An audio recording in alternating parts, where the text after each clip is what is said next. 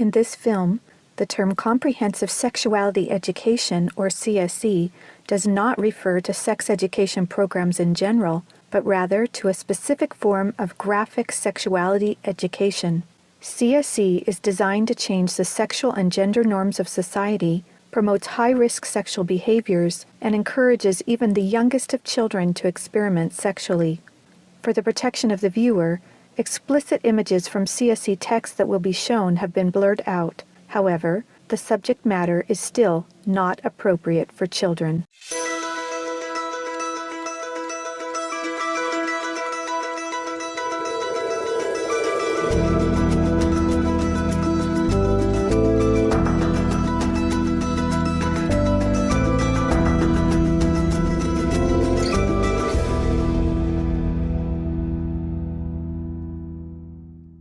This is definitely an attack on healthy family life. It will affect your economy. It will affect your child rearing. It will affect your education system. This has horrified a lot of people in South Africa. And the tool that is being used, the weapons that are being used, is comprehensive sexuality education. As president of the American College of Pediatricians, I am deeply concerned about comprehensive sexuality education for 4 reasons. First, it sexualizes children. Second, it threatens children's health. Third, it promotes a dangerous gender ideology. And fourth, it undermines the parent-child relationship, which violates parental rights. My life's work has been to protect children by exposing the roots of the sexual revolution, the sexual rights movement that's led to sex education worldwide, globally. Say no to CSC! Say no to CSC! Say no to CSC! There is a worldwide war raging across the globe. Not a war of guns and weapons, but a war of ideas, ideologies, and worldviews regarding sex.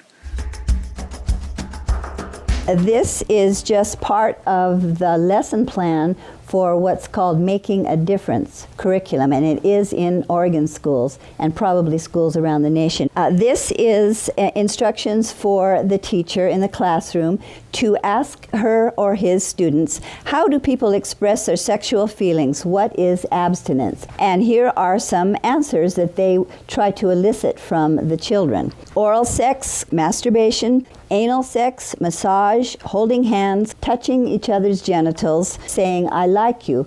And what they're doing is equating all these things. Saying, I like you is equal to anal sex. Planned Parenthood is coming into classrooms of students who are 13 and 14 years old. They're giving them handouts, negotiating sexual encounters with other students. For example, there are statements like this: do you want to go back to my room? Do you want to get busy? Can I take your shirt off? It makes me hot when you touch me. Here, can you do that? Is it okay if I take my pants off? This is outrageous. This should not be taught in the classroom. We are state legislators from Minnesota, and we are pushing hard against the agenda to sexualize our children. Minnesota is on the leading edge of this radical agenda, and we're trying our best to fight against it. They're pushing a comprehensive sexual education agenda, including the book, It's Perfectly Normal. It is pornography. It is something that even some of my colleagues, men especially on the House floor, did not want to look at. Showing children as young as 4th grade. In fact, it's recommended for 4th graders as their comprehensive sex education. We couldn't show this on the television news, but yet we want our 4th grade children to be looking at this book. When a child looks at a pornographic image, within 0.3 of a second, that's imprinted on his brain and her brain permanently. We know that there's an action that takes place which is called mirroring images, so that children will want to or will act out what they see. In the name of sexuality education, children are seeing obscene materials that have been ruled by Congress and by the Supreme Court impossible to show to children. Where we in Latin America, we still have a lot of poverty. We have communities that don't have fresh water, that don't have electricity, children that cannot finish even primary school. Focus is completely shifted from basic needs to this very idealized agenda. They get comprehensive sexual education without the consent of parents, taking and deconstructing the family. They have really concerning campaigns for children. The strongest one is "We demand sexual education, impossible to live without it." One of them is called Put It On. They have elementary students as young as 9 years old. Then they teach them how to wear a condom. And they have this plastic genitalia, and they even have young girls. They're teaching them how to put a condom on a male genitalia and boys how to put a condom on a woman genitalia without the knowledge and consent of the parents. Most people are unaware that International Planned Parenthood Federation, also known as IPPF, is one of the largest providers of graphic, comprehensive sexuality education programs.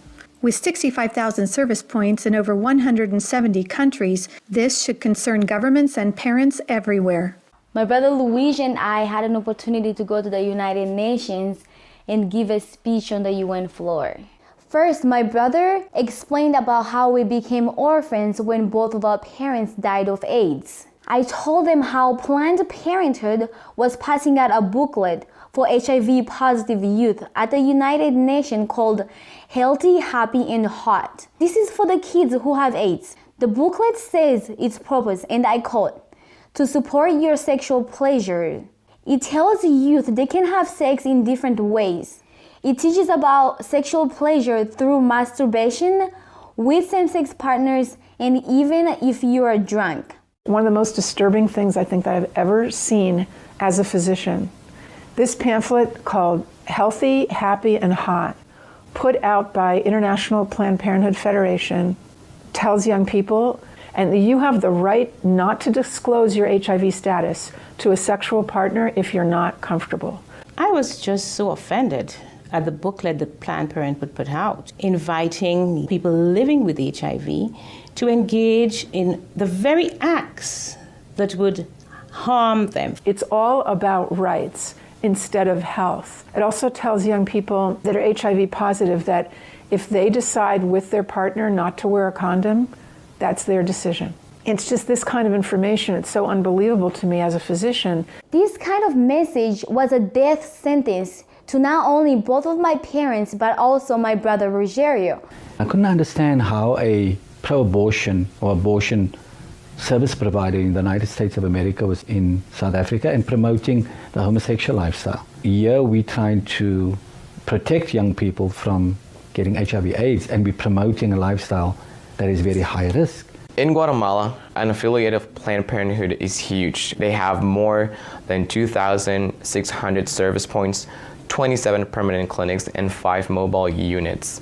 Planned Parenthood became very active in the 90s in Russia after the collapse of Soviet Union. They would provide textbooks for the Russian Ministry of Education and penetrate the official educational networks. Some of those textbooks were really bad and tried really to sexualize children. The Swedish Planned Parenthood presented a film of about 30 minutes, an animated film which is addressed to young people of 13 to 14 years old. It is called Sex on the Map.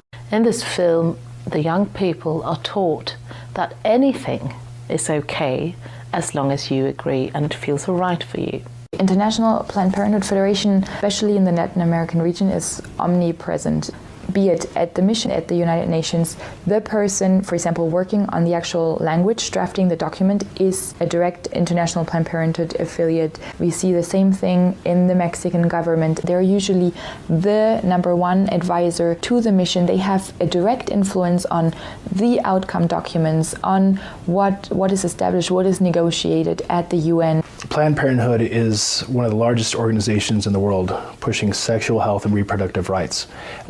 What they mean by that is not so much about reproducing. It's not about health care for babies, for mothers who want to have babies. It's trying to prevent the birth of babies. Many of the key players that are advisors to the representatives of various countries, they're actually directly linked to International Planned Parenthood Federation. It's really striking how International Planned Parenthood Federation plays such a big role, and what we just can't put our finger on is how that happened. Margaret Sanger, the founder of Planned Parenthood Federation, she was part of the eugenics movement that she referred to black people as the weeds of society. She believed in this ideology that the weak people in society should be weeded out. They masquerade themselves as an agency here to help Africa plan its population. What they're trying to do is to suppress the African population. They do it through education, making sure that whatever reproductive health care is wanted is in the direction of not having children. The It's All One curriculum, also promoted by International Planned Parenthood, reveals the multiple manipulative tactics used to indoctrinate and sexualize children through CSE. Like other CSE programs, It's All One claims, among other things, to be evidence-based, comprehensive, human rights, gender-sensitive, and culturally appropriate education that will increase young people's responsible decision-making, to reduce adolescent rates of pregnancy and sexually transmitted infections, including HIV. It's All One, however, like most CSE programs, is really just cleverly disguised abortion rights, sexual pleasure education, masquerading as human rights, gender, and sexual and reproductive health education. It indoctrinates youth in radical feminist ideologies regarding power, privilege, and equality. It aggressively promotes abortion with 112 references to abortion, manipulating young minds using scare tactics, telling girls, every minute of every hour a pregnant girl is dying, so we need to legalize abortion. Students are then required to read stories of girls who have had abortions so they can learn to walk in her shoes in the decision to have an abortion. Like other CSE programs, It's All One has an obsessive focus on sexual pleasure, mentioning sexual pleasure 62 times. It promotes multiple sex acts, the idea that one sexual practice is not better or worse than another, and instructs children on how to stimulate themselves or their partner to orgasm. Children are also asked to read personal stories about feeling sexually attracted to someone of the same sex. It also helps students identify the skills they need to be able to negotiate comfortable sexual relationships, and claims there is no right age to have sex, and that each person has to determine when he or she feels ready to have sex. To explore their readiness, children fill out a worksheet that infers children are ready to have sex when they are feeling close to the other person, when both of you want to have sex, when you are feeling sexually attracted to the other person, and when you are feeling comfortable about telling the other person what feels good sexually. It teaches that human rights encompass sexual rights, including alleged rights to all persons to sexual expression and the right to seek sexual pleasure. Students are also given a list of problems they can work on or advocate for, such as adolescents don't have access to sexual and reproductive health services, and where abortion is illegal, it is dangerous. It's All One curriculum has been in high demand since it was launched several years ago at the United Nations, with requests coming from more than 150 countries and from every state in the United States. This program has been taught to children across the world. It can be difficult to understand why any organization would promote promiscuity and high-risk sexual behaviors to children through comprehensive sexuality education.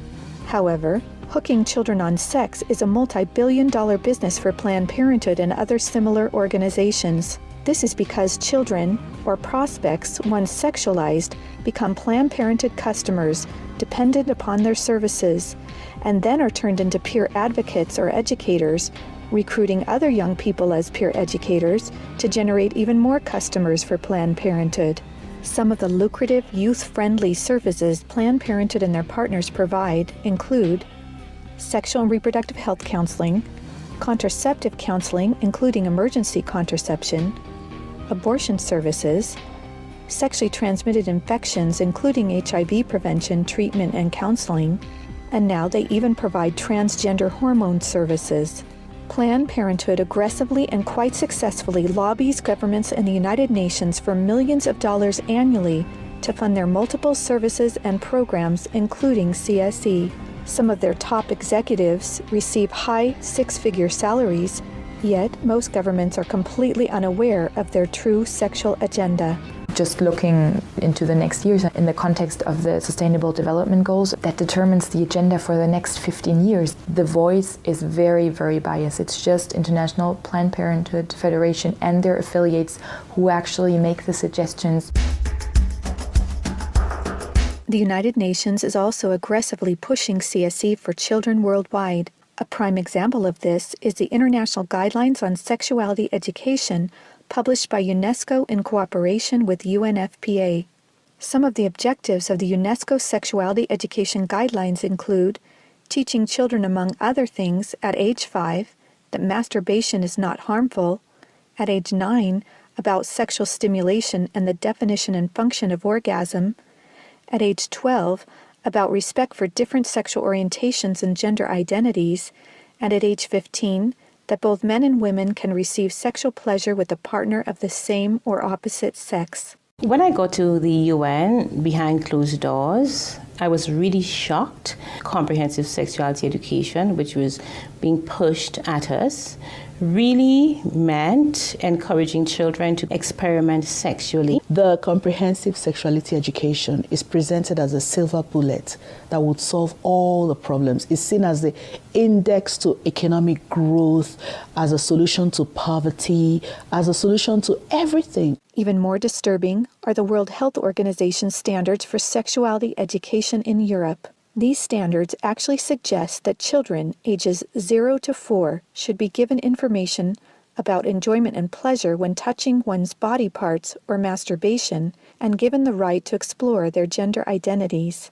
For ages 4 to 6, children should be taught about same-sex relationships and respect for different norms regarding sexuality. For ages 9 to 12, the differences between gender identity and biological sex, and about their sexual rights as defined by International Planned Parenthood Federation. And finally, for ages 15 and up, children should learn to celebrate sexual differences, about violations of their sexual rights, and their alleged right to abortion. The UN's Children's Agency, UNICEF, also promotes comprehensive sexuality education, and as far back as 1999, UNICEF was also found to be promoting the sexual pleasure agenda. For example, on page 89 of a UNICEF-published Sexual and Reproductive Health Manual for Pregnant Teens in Mexico, UNICEF listed situations in which one can obtain sexual pleasure that included sexual responses directed towards inanimate objects, animals, minors, and non-consenting persons. The way they're doing this is to actually penetrate our schools. And so once it changes at the policy level, then we'll probably have no control over what is taught in the schools and who teaches it. An online CSE program for African youth called The World Starts With Me tells children that sexuality includes French kissing, oral sex, and masturbation. It then tells them it's their own choice if they want to lose their virginity. It shows children pictures of naked girls and boys in various stages of development, and then asks them to point out differences in their private parts. Parents likely will never know, as it is all done online away from home. This program has been found in Kenya, Uganda, Ethiopia, and Ghana, and is probably in many other African countries. We have had several high-level visits to Jamaica and the Caribbean from Prime Minister David Cameron of the UK, from the Secretary General of the UN Ban Ki-moon, and from President Barack Obama. This is about pressuring the Caribbean to accept the sexual rights campaign. Letters have been written, try to get the Nigerian delegation to actually yield in matters of comprehensive sexuality education.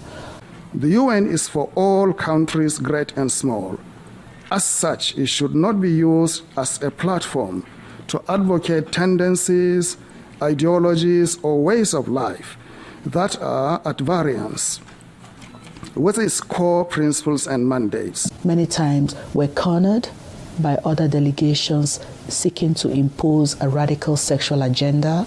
We were confronted with a text that was replete with controversial issues, extremely divisive in nature. The Nigerian government was actually told by the Western countries that if they do not give in, that they will be denied foreign aid. Let me express serious concerns regarding UNFPA's attempt to discredit the government of Nauru and its permanent mission to the United Nations during these negotiations. UNFPA has tried to convince my country to change our positions on issues such as reproductive rights and comprehensive sexuality education. Harassing my capital or going through UNFPA's regional office in the Pacific will not change my country's position. Madam Chair, does the UNFPA think it can do this because Nauru is the smallest member state of the United Nations? The interests of organizations like UNFPA and IPPF is to get parents out of the picture and to radicalize and sexualize children. At the UN, if parental rights is being proposed in a document, it's thrown out. A report by the United Nations Special Rapporteur on the Right to Education, issued to the UN General Assembly, claimed that children have a right to comprehensive sexuality education, aimed, among other things, at abolishing guilt feelings about eroticism, and that will teach about the importance of sexual diversity. In comprehensive sexuality education, the approach is to celebrate sexual freedom or sexual license, to celebrate experimenting from a medical perspective. When sexual freedom is the priority, then sexual health is going to suffer. You just can't have it both ways. If a sexual education program is teaching a child or leading a child towards multiple sexual relations, early introduction to sexual intercourse, it is, by the data, a public form of sexual abuse. Out-of-wedlock births are going to skyrocket. They're going to have many more abortions. They're going to have much more STDs. The probability of depressions and anxiety directly out of matters sexual increase very significantly.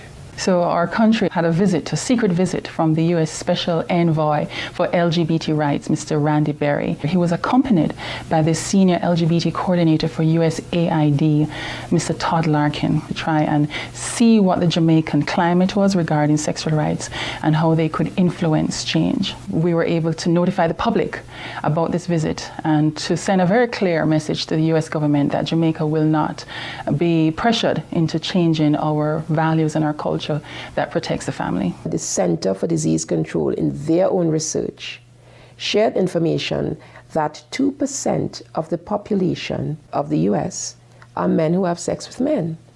And of that 2%, they account for 68% of the HIV infection. And the government of the United States spends $12 billion annually just to take care of that. I actually had to say to them that Jamaica cannot afford to spend that kind of money. One of the handouts that concerns me the most is called the Genderbread Person. They teach that gender is a spectrum, that you can choose to be whatever you want. You could be all female one day and the next day feel like you're neither female or male. Frankly, it's confusing. It's a mental molestation. We're confusing these kids as to what they are. The greatest medical fraud in history is to tell someone that they can change gender. I lived as Laura Jensen for 8 years. I discovered that biologically it is categorically impossible to change a man into a woman. My life was completely torn apart. We have a whole specialty in medicine called gender-specific medicine. Did you know there's male and female kidneys, male and female hearts? If there's a woman who needs a kidney transplant, she will do better with a kidney transplant from a woman, because a kidney from a male, every cell in that kidney is going to have a Y chromosome. When we prescribe medications now, is this patient male or female? Because the reaction to the medication may differ. Leading young children down the path of puberty blockers, cross-sex hormones, and mutilating surgeries places them at a greater risk of developing high blood pressure, stroke, heart attacks, cancer, relationship problems, anxiety, depression, and suicide as adults. There are laws in Oregon where children as young as 15 can get taxpayer-funded sex changes without parental consent. You can't have an aspirin at school without parental consent. However, a student could make these life-altering, permanent decisions without the parental knowledge or consent. The Diagnostic and Statistical Manual of the American Psychiatric Association reports that as many as 98% of boys who are confused about their identity will come to accept their biological sex by the time they are adults, as long as they are not encouraged in their confusion. They're tampering with the core identity of these young people and confusing them. This is the enemy of my children and my grandchildren. And it's digging down into the core of being male and female, of our identity as persons, of our family life, of our children. The Minnesota State High School League created policy in sports which broke down the barriers of what gender identity actually is. They are no longer allowed to tell students you can or you cannot use a particular bathroom. The girls in the school that would actually try sometimes to go into the bathrooms just to get away from a boy, but now that's no longer possible because these boys can follow them right in. Comprehensive sexuality education programs are disguised under many names. They may be called comprehensive sex or sexual education, education on human sexuality, reproductive health education, information on sexual and reproductive health, family life education, teen pregnancy prevention, rape prevention, anti-bullying programs, HIV/AIDS prevention, and sometimes even abstinence or abstinence plus education. CSE programs usually falsely claim to be age-appropriate, evidence-based, healthy sexuality education that will prevent teen pregnancy, sexual abuse, STDs, and HIV. This is to help people, young people, avoid the dangers of HIV/AIDS in South Africa. And they were telling them how they could have non-penetrative sex, oral sex, experimenting. So how is this helping people to avoid HIV/AIDS? This pamphlet, or zine as they call it, is called Dry Humping Saves Lives. This means abstinence. So they suggest that children masturbate or masturbate in front of a mirror or in front of one another. Anal sex, oral sex, grinding, sleeping together, caressing, sexting. They suggest sexting, which would be getting your groove on, fluid-free, and again, this is abstinence to them, so they're actually encouraging sexual experience for children and calling it abstinence. Sexual rights, sexual education movements began with Dr. Alfred C. Kinsey. He was a professor at Indiana University. His book, Sexual Behavior in the Human Male, purported to say that everyone in the world was engaged in massive sexual promiscuity, that it was a global pattern of sexual behavior. Kinsey claimed that the research published in his book proved that children are sexual from birth, that children could engage in sex with no downside, no problem at all. Kinsey actually had pedophiles measure with a stopwatch how many children could achieve what he called orgasms within a 24-hour period. In his book, Kinsey defines orgasm for these children as fainting, as having convulsions, as screaming, as fighting to get away from the partner, what he called the partner. Kinsey documented the sexual abuse of children. Table 34 documents the sexual abuse by pedophiles of children from 5 months of age to 13 years, 317 children in that one table alone. The so-called research then, exploitation of these children, became the philosophies behind the entire structure of modern sexual education globally. Today, comprehensive sexuality education is based on this philosophy that children are sexual from birth, created by Kinsey. 3 main organizations that promote Kinsey's harmful sexual philosophies are the Kinsey Institute, Planned Parenthood, and the Sexuality Information and Education Council of the United States, also known as SIECUS. In fact, Mary Calderon, the main founder of SIECUS, was the former medical director for Planned Parenthood, and a former Kinsey Institute director, Wardell Pomeroy, was also a founding board member of SIECUS. These 3 organizations are all accredited by the United Nations and use their UN status to promote Kinsey-based sexuality education to children across the world. Say no to CSC! Say no to CSC! Say no to CSC! Say no to CSC! We have tried to stop it. We have tried to break the consensus and ensure that comprehensive sexuality education has no place in the United Nations agreed language. We've got to stop it. We've got to use everything at our disposal. We have to stand together to stop this attack against our children.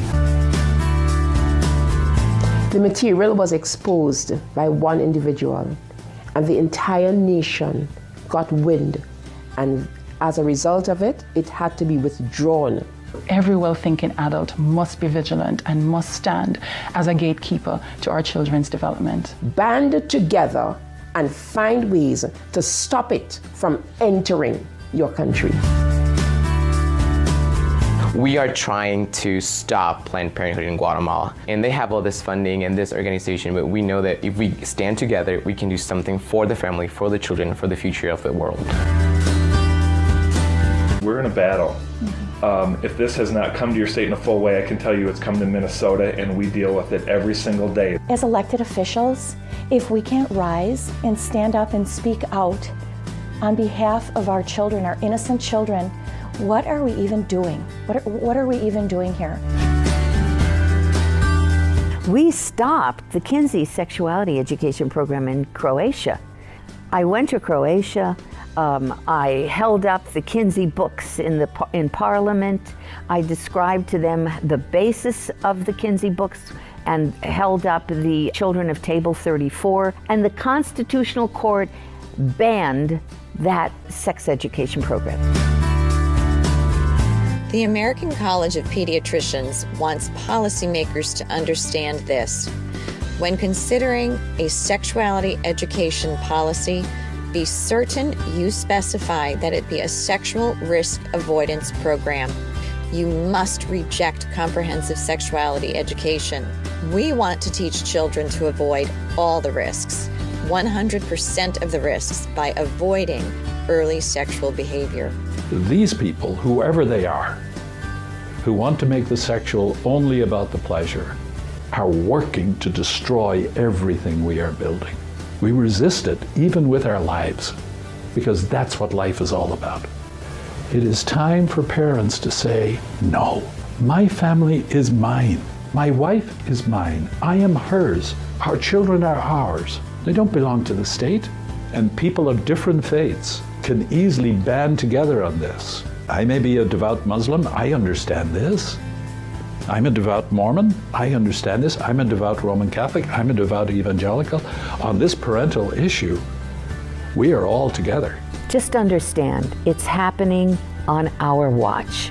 If we don't do something about it, it is all of us that carry that guilt.